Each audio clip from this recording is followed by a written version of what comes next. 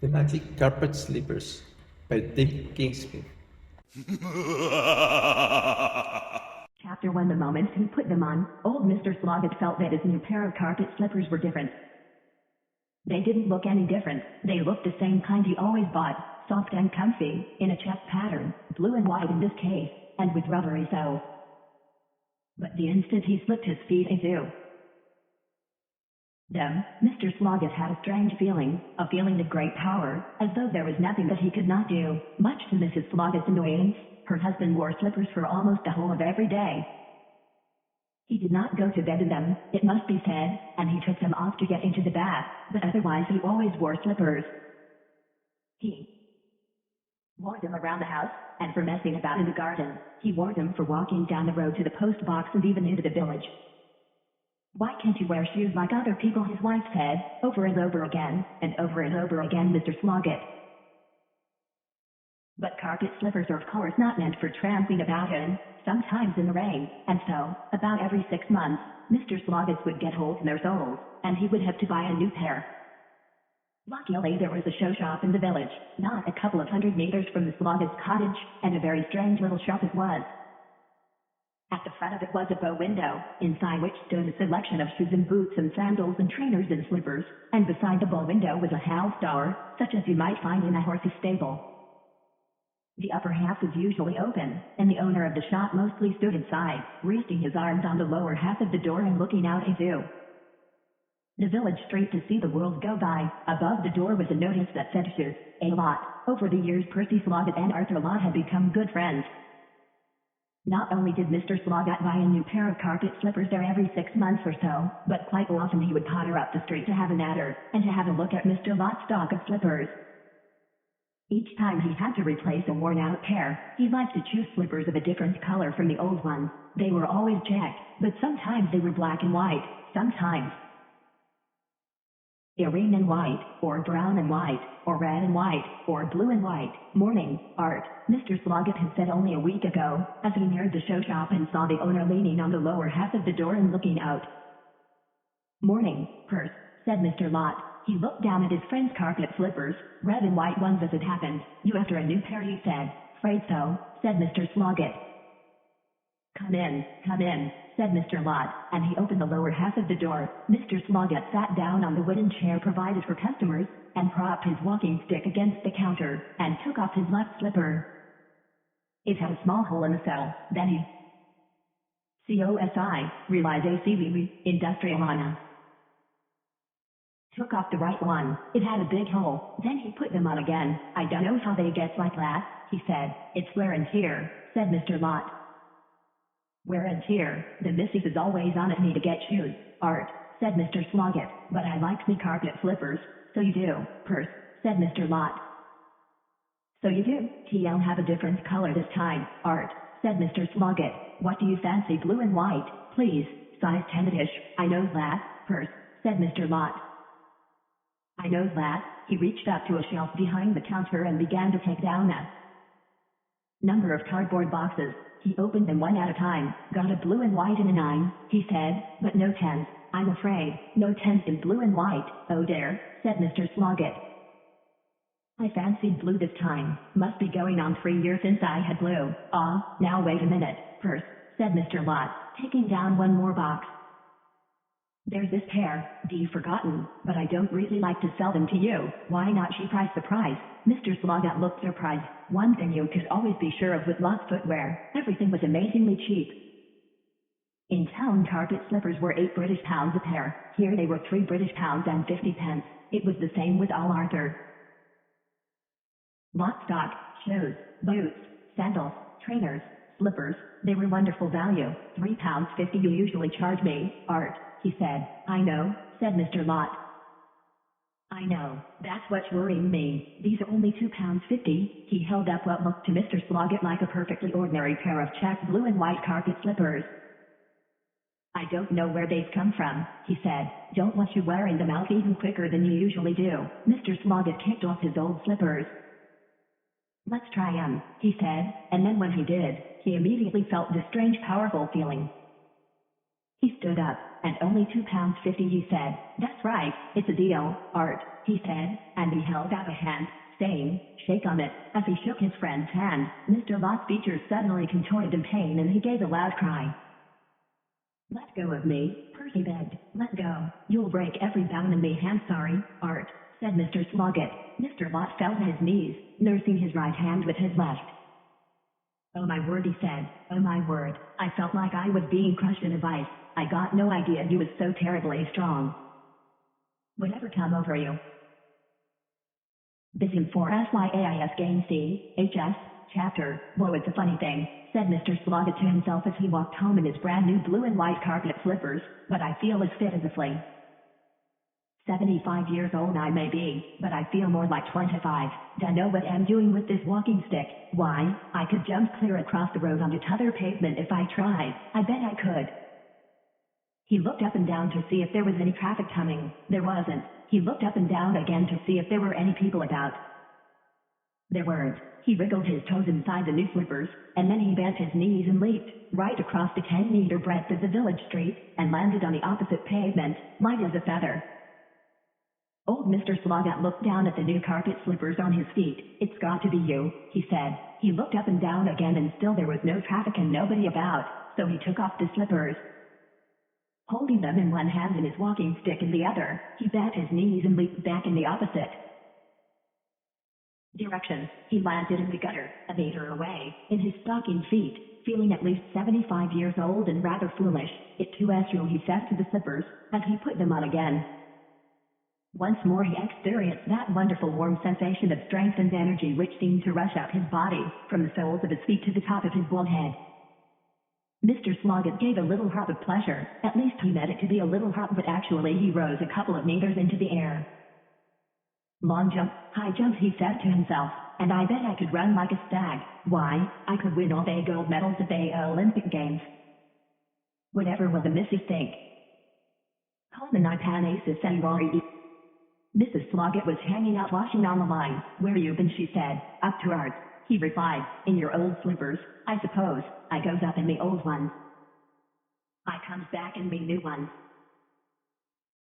"You're the limit, you are, Percy Sloggett," his wife said, wandering round the village in carpet slippers. "Whatever will people think? And you're forever buying new ones." "These ones are different," said Mr. Sloggett. He went into the cottage, and sat down in his armchair by the fire, and took his walking stick made of stout ash in both hands. "Shan't want you no more," he said, and he snapped it in two as easy as winking. Then he snapped the two pieces into four, and the four in half again, and chucked the 8 bits onto the fire.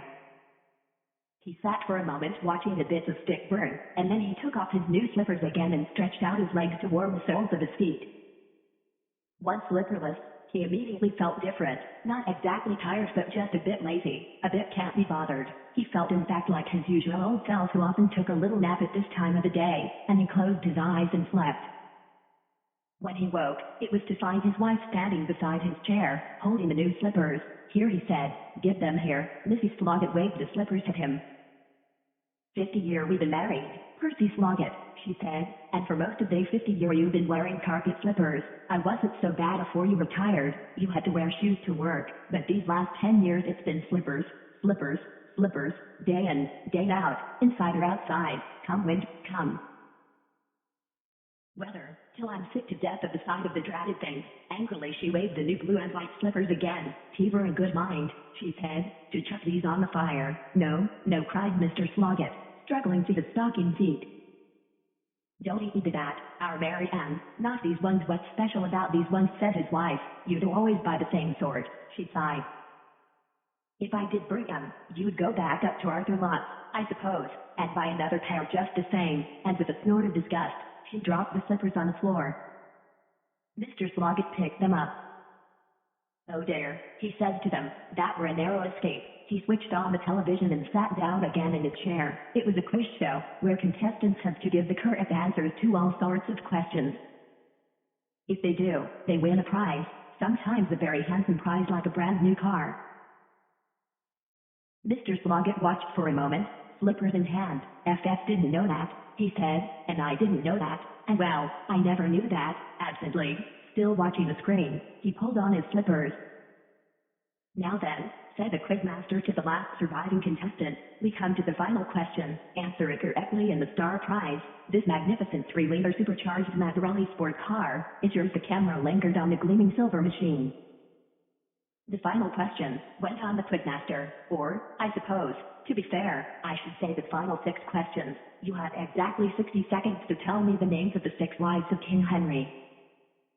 The 8th in the correct order. Start the clock before the contestant could gather his wits to say anything. Mr. Sloggett put his hand up as though he were a child in class answering the teacher and shouted excitedly, Catherine of Aragon, Anne Boleyn, Jane Seymour, Anne of Cleves, Catherine Howard.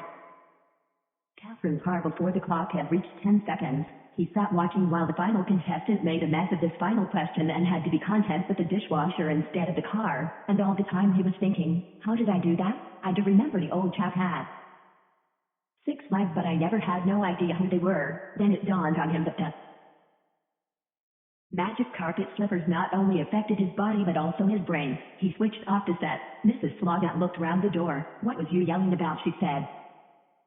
I was watching one of the quiz programs, said Mr. Sloggett. They ain't easy, they are. I could win one of they, any day, you said Mrs. Sloggett scornfully. Every day you try to do the crossword in the newspaper and you never fill in more than a couple of clues. And it's the easy crossword too. When she had gone away again, Mr. Sloggett fetched that day's paper and a pen. He completed the easy crossword as quickly as he could write in the answers, 1 and about 5 minutes, in fact. Then he turned to the larger, more difficult crossword. He finished it in a quarter of an hour. Then he sat back in his armchair, grinning. Percy Sloggett, he said happily, you bain't just a pretty face. Chapter 3. Mr. Sloggett did a good deal of thinking before he went to bed that night. Thinking was something he had not been used to doing much of, preferring to drift along down the river of life, letting the current take him where it would. But now, with the magic carpet slippers on his feet, thought was a very different business. I'm a very different person, that's plain, he said to himself, in body and in mind. There's no limit to what I might do with this here secret power, but one thing's sure, it must stay a secret. So, even though his wife seldom bothered with the daily paper, he tore out the pages that carried the completed crosswords and scrumpled them up and tossed them on the fire. Doing this reminded him of the narrow escape his slippers had had at the hands of Mrs. Sloggett. Was it possible that she would do such a thing in the future if she got hold of them again? Should he keep them on in bed? Better not. She'd make an awful fuss. In the end he delayed coming up to bed till his wife was asleep, and then he put the slippers under his pillow. Then he put his head on it and drifted off into dreamland. I know that old king had 6 wives, was his last thought, but I got no idea what they was called. When he woke next morning, Mr. Sloggett lay pretending to be still asleep, until his wife had got up and dressed and gone downstairs. Then he threw back the covers and swung his legs over the side of the bed and pulled the new slippers from under the pillow. He held them a moment and tried again to remember the names of Henry VIII's wives. Not a clue. He put them on his feet and immediately the 6 names tripped off his tongue in the correct order. You'd never believe it, he said to himself, and all for £2.50, but then it suddenly struck him that the life of each pair of his slippers was always a short one, 6 months at most, and sometimes a good bit less. How could he preserve these ones from wearing out? By not wearing them, of course, or only very seldom. Should he buy another pair of slippers from Art, to wear most of the time? No, blow that, said Mr. Sloggett. Let's have fun with these while they last. You never know, they might last for ages. Being magic ones, last longer than me perhaps. I bain't no spring chicken. At breakfast, Mrs. Sloggett looked up at the calendar that hung on the wall behind her husband. 30th of October already, she said. Afore you can look round it'll be Christmas. Mr. Sloggett did not look up from his cornflakes. 56 days, he said. 56 days to Christmas. You done that quick, said Mrs. Sloggett. 'Tis easy. 2 more of October, 30 of November, and 24 out of December. Any fool could do that, so it seems, said Mrs. Sloggett. Next thing you will be telling me how many hours it was. 1,344, said Mr. Sloggett. He looked at his watch. Mine is 9, he said, because it's already 9 o'clock this morning, so 'tis only 1,335 hours to Christmas. Or 80,340 minutes, or 4,820,400 seconds. Mrs. Sloggett laughed scornfully. Don't be so daft, Percy, she said. Making up all day figures, after breakfast Mr. Sloggett walked up the street to Arthur Lott's shop, and as he did so, a thought struck him. The blue and white slippers on his feet were magic ones. He was in no doubt at all about that. But were they only magic for him? Would they work for someone else? For Art, for example? Oh, I hope not, he said to himself, but there's only one way to find out. Arthur Lott was leaning on his house door as usual. Shoes, Wally SL Orta. ZJ morning, Perth, he said. Come on in. How's the new slippers? Brilliant, said Mr. Sloggett. You got any more like that? Art, no, said Mr. Lott. Just an odd pair. They are, thought Mr. Sloggett. See any telly last night? Artie asked. A bit. See that quiz program I did? Shouldn't have minded winning that car. I shouldn't. Better nor our old Ford. You'd have known the answer to that last question, would you? The names of Henry VIII's 6 wives, bless you. No, said Mr. Lott. Never got on with history at school, but you must have heard the chap. Read out the right names in the right order, never listen, so you don't know. None of them haven't got no idea. There was a short silence, and then Mr. Sloggett said, what size do you take? Art, same as you, Perth. 10s. Like to try these slippers on, whatever for them, ever so comfy. Best pair I've ever had. Go on, try 'em. Oh, all right then, said Mr. Lott. If I must, and he took off his shoes. Hope nobody comes in the shop, he said. I shall feel gassed. As soon as Mr. Sloggett had taken off the slippers, he found, once again, that the names of the king's wives had completely escaped from his memory. But oh, he thought, how I hope that Art doesn't know them now that he's wearing the slippers. Did you mean what you said? Artie asked. When I said what, that you didn't know the answers to that question about Henry VIII, course I meant it, and you still don't know. Now course I don't, said Mr. Lott. Look, Perth, I never even knew the old fellow had 6. One's too much for me sometimes. Here, have your precious slippers back. Mr. and Mrs. Sloggett had never had any children. Mr. and Mrs. Lott, on the other hand, not only had a son but also a granddaughter who quite often came to stay with them. She was a happy kind of child with curly red hair whose name was really Laura, but ever since she was quite small she had always been called Lolly, and ever since she was quite small she had known her grandfather's friend Mr. Sloggett, whom she called Uncle Percy. Percy Sloggett never said as much to anyone, not even to his wife, but he would dearly have loved a grandchild of his own, preferably a little girl with curly red hair, exactly like Lolly Lott. Whenever she came to stay with her grandparents above the show shop, Mr. Sloggett dropped in rather more often than usual, and the same conversation took place each time. Morning, Art, Mr. Sloggett would say. Morning, Perth, and morning, Lolly. Morning, Uncle Percy. I don't suppose Lolly would LKE to come along me to the sweet shop next door, would she? Art, I don't suppose she would. Perth, I would. Granddad, I would. Uncle Percy, Lolly would cry, and off they'd go, the tall bald old man and the small red-haired girl. You spoil her worse than I do, Perth, Mr. Lott would say when they returned. It's only justice once. Art, a likely story, Perth. I say, a likely story, and sure enough, if Lolly stayed for a week, Uncle Percy would drop into the show shop 6 times. He didn't come on a Sunday, of course, the shop was shut, and he never stayed too long, but Lolly Lott's visits came to mean a great deal to him. Not long after he had bought the magic carpet slippers, she came to stay with her grandparents. Soon, to nobody's surprise, Mr. Sloggett turned up at the show shop. It was while he was buying sweets for Lolly that a happy thought struck him. Having firmly decided to keep the magic of the carpet slippers a secret from his wife, from Arthur Lott, from anyone, he now suddenly realized that in fact he did very much want to tell someone. Who better to tell than a child? For children, very sensibly, believe in magic. What better child to tell than Lolly Lott? So as they walked a few meters back from sweet shop to show shop, Mr. Sloggett stopped, and, pointing down, said, what have I got on my feet? Lolly spurs. Uncle Percy, said Lolly, you always wear slippers. Yes, but these are different. They look new, so they are, but that's not what makes them different. Now then, can you keep a secret? Lolly took a bite from her chocolate bar. Yes, she said, you must promise not to tell anyone, not your dad nor your mom nor your granddad nor your grandma nor none of your friends neither. This is just between you and me, understand? Lolly took another bite. Yes, she said, promise. Yes, Uncle Percy, I promise. Right then, said Mr. Sloggett, and he pointed down once again. These here carpet slippers, he said, are magic ones. When I'm wearing them, there's nothing I don't know and nothing I can't ignore. Show me, said Molly. All right, what do you want me to do? Fly, said Molly. Fly, yes, fly, like a bird. Don't be silly, Molly, I can't do that. You said there was nothing you couldn't do, nothing that ordinary folk can do.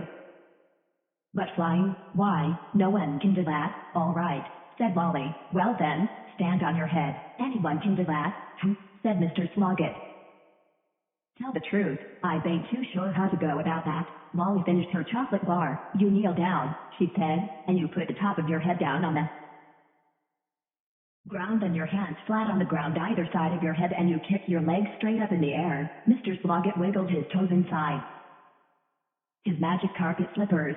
Come on, Percy, he said to himself, you can do it. He knelt down and put the top of his head down onto the pavement and his hands flat on either side and kicked up his legs and straightened them.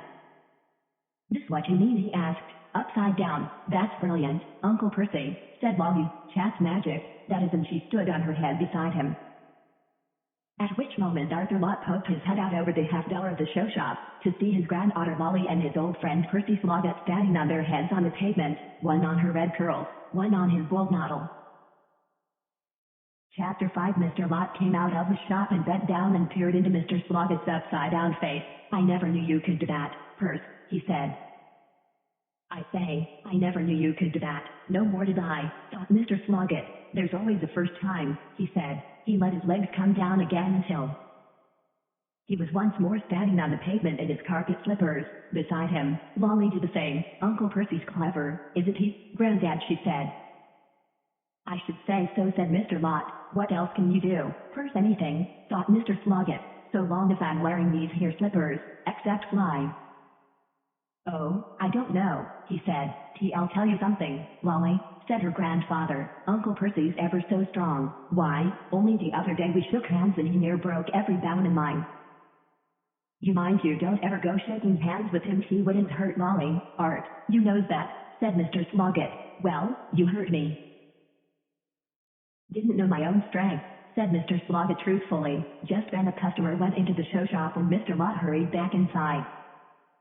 Was that really the first time you ever stood on your head, Uncle Percy? Said Wally. Mr. Sloggett nodded. And are you really, really strong too? Like Grandad? Said Mr. Sloggett nodded again.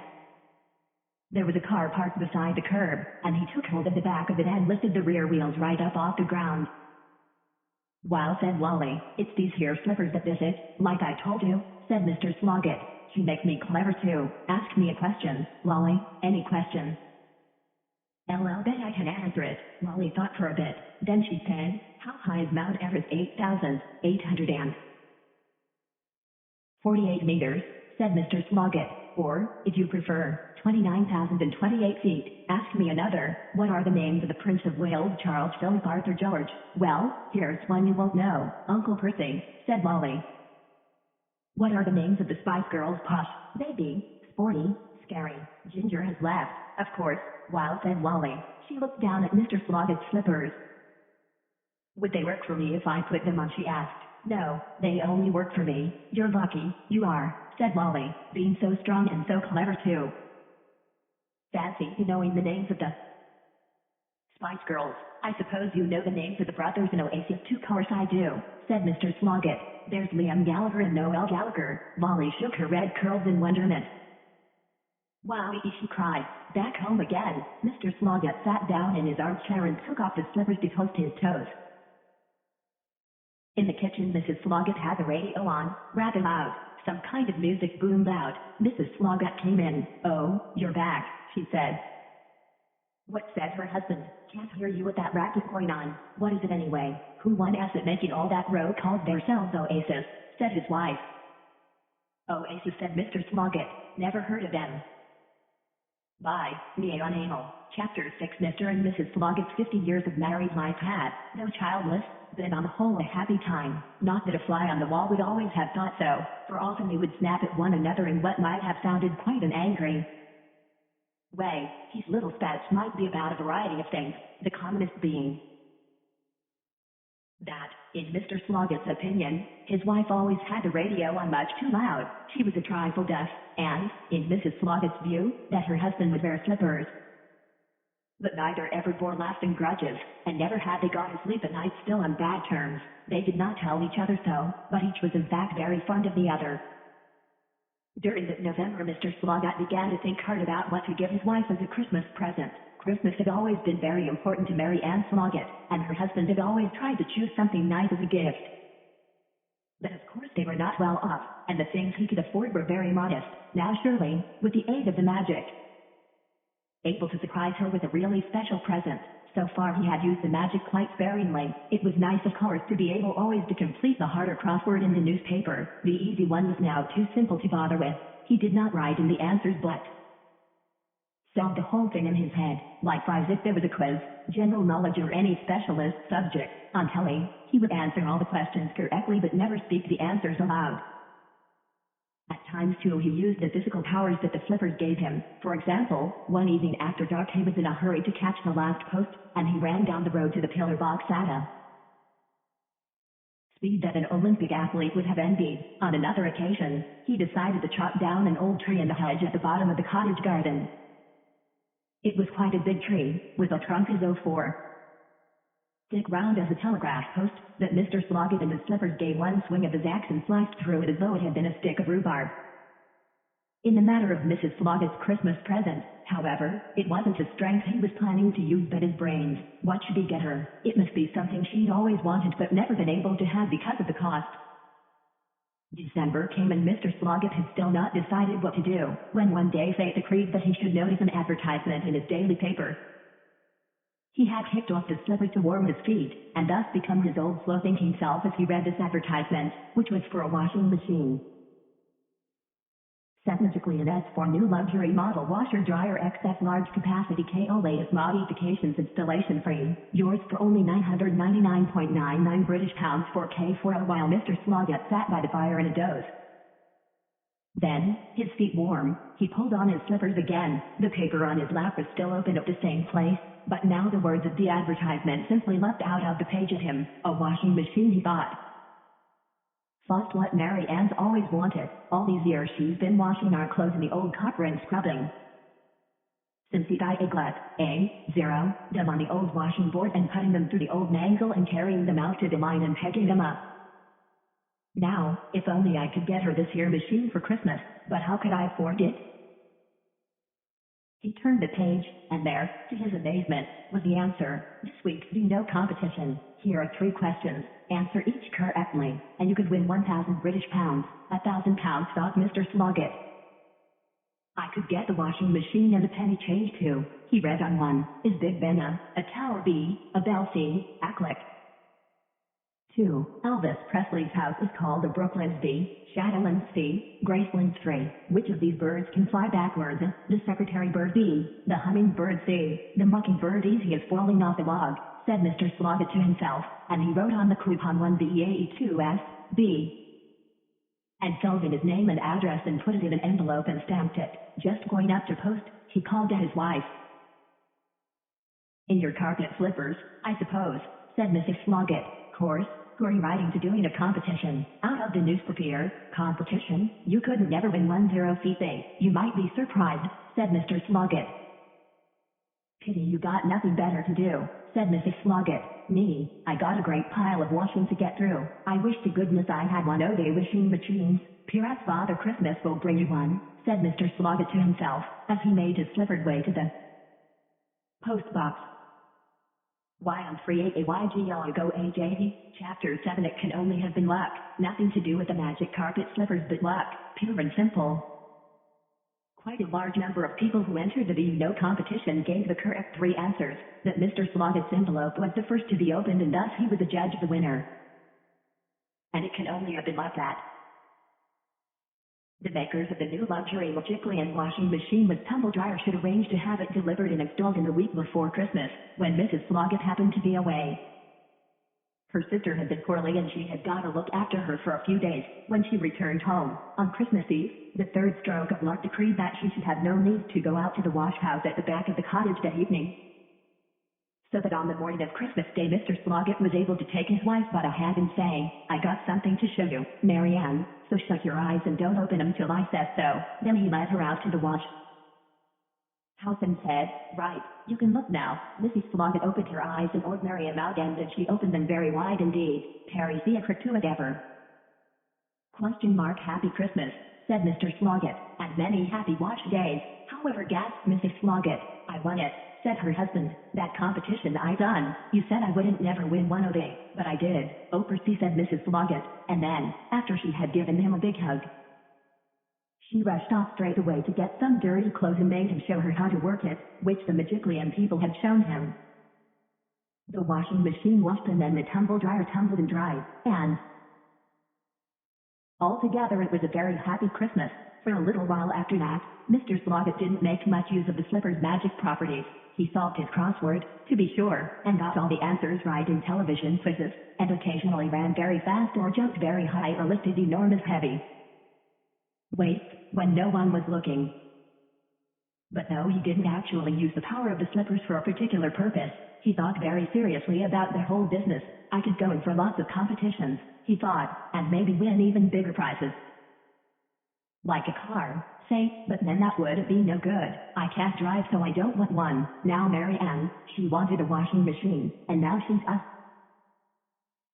happy as a dog with two tails. But me, I'm contented as I am. There's nothing much I need. All I want is for these here carpet slippers to last forever. Sitting in his armchair by the fire, he took off the slippers, feeling immediately just a bit lazy, a bit bothered, as usual, and examined them. Not surprisingly, they looked a bit worn. Hay had been worn, all the time, during the 3 months or so of their life so far, and the rubber soles were beginning to look a bit thin. Slipperless, Mr. Sloggett didn't really care all that much. Another 3 months, he thought, and they'll probably be wore out. So what? He pulled them on again. Slippered now, experiencing the usual strange feeling of power, he answered himself, "So we better get a move on and think of something to use them for." "That what? I can't ask Mary Ann, nor Art Lot, nor anyone. They don't know about them." "Wait a minute though, one person does, Lolly, PLL asked her." Mr. Sloggett jumped out of his armchair and strode purposefully out of the room, remembering to slow down to his usual amble as he passed through the kitchen. "Where are you going?" said Mrs. Sloggett. "Up the village, in those old slippers, I suppose." "Yes." "Going to see Art, buy some new ones, I suppose." "No, no," said Mr. Sloggett. "He's got years of wearing them yet, or months anyway, I hope," he thought, as he walked with long strong strides up the road. Arthur Lot was leaning on his house door, looking out, as usual. "Arternoon, Perce," he called. "I got a friend of yours here," and he opened the house door and stood aside and out came Lot. "Hello, Uncle Percy," she said. Well, said Mr. Sloggett. "Fancy you being here, Lolly. There's something I want to ask you, and I know what it wants, Perce," said Mr. Lot. "Would you like to go along to the sweet shop? Am I right?" "Well, yes, you're right," said Mr. Sloggett. "Just so happens there's something I want to ask you, Perce," said Mr. Lot. "If you've got a bit of time to spare, long as you like, Art. Well, I promised to take Lolly down to the village playground. You and Mrs. looked after the shop, but she's had to go out. So I wonder, would you like to take Lolly down there?" "Course I will," said Mr. Sloggett. "Lolly friend, after we've been to the sweet shop." "Uncle Percy," she said, "so it came about, pure luck, nothing to do with the slippers, that Mr. Sloggett had quite a nice long time alone with his red-headed young friend, as she swung on the swings and slid down the slides and bounced on the bouncy castle. Out of breath at last, she sat on a bench beside her bald-headed old friend. "Lolly," said Mr. Sloggett, "you know these magic slippers of mine? I told you about them, remember?" "Yes, Uncle Perry, you haven't told nobody about them, have you?" "No, Uncle Percy. Well, since I saw you last, I used them to get all the answers right in a Liat oat competition and then it won a new washing machine for Mrs. Sloggett." "Wow," said Lolly, "but I don't know what to use them for next. There's nothing I particularly want for myself and I got no children nor grandchildren, though I'll tell you something, Lolly, if you were my granddaughter instead of Art, I'd use them to get you a really nice present." Come to think of it, why shouldn't I get you a present anyway? Would you like that? I would, Uncle Percy, said Wally Lot. Is there something you'd really like? Asked Mr. Sloggett. Anything, doesn't matter what it costs. A bike perhaps. I've got one. A watch TV got one, said Wally. But I'll tell you what I'd really like to have, Uncle Percy, what, a pair of magic carpet slippers, like yours. E-I-Z-M-N-C-O-E-S Chapter 8 Go. I don't know about that, Wally love, said Mr. Sloggett. I don't know if there are any other magic ones in the world bar mine. Well, could I try yours on, Uncle Percy, just to see what happens? Nothing will, said Mr. Sloggett. I got your granddad to wear him and they did the nothing for him. They only works for me. Can't I try? Oh, all right, said Mr. Sloggett. Take your shoes off then, and he took off his slippers and Molly shoved her small feet into them. Feel any different, do you? Asked Mr. Sloggett. How do you mean? Well, powerful like, as though you could answer the hardest question or jump right over my head. No, said Molly. Ask me a hard question, but of course Mr. Sloggett with his slippers off couldn't think of one. PLL try jumping, said Molly, and she got off the bench and bent her knees and jumped upwards as high as she could. But it was only an ordinary sort of a jump, and all that happened was that the slippers fell off. Molly shook her red head, grinning. You're right, she said. It won't work for me. Put them on again, Uncle Percy, and show me what they do for why, you. So Mr. Sloggett put on his magic slippers again, feeling at once the thrill of power, and looked around the playground to see if anyone was watching. But there was no one else about, so he sat on one of the swings and said, "Watch this."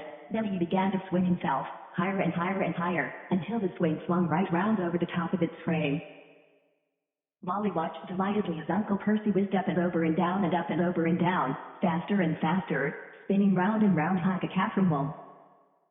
Wow, cried Molly when at last the swinger came to a halt. That was mega, Uncle Percy. I wish Grandad and Grandma could have seen you. You're not to tell them, mind, said Mr. Sloggett. Oh, no, right then, we'd best be getting back, and you have another think about a present, but don't tell them about that either. Whatever I do for you, it'll just be a secret between you and me, okay, Molly? Okay, Uncle Percy, said Molly Lot as they left the village playground.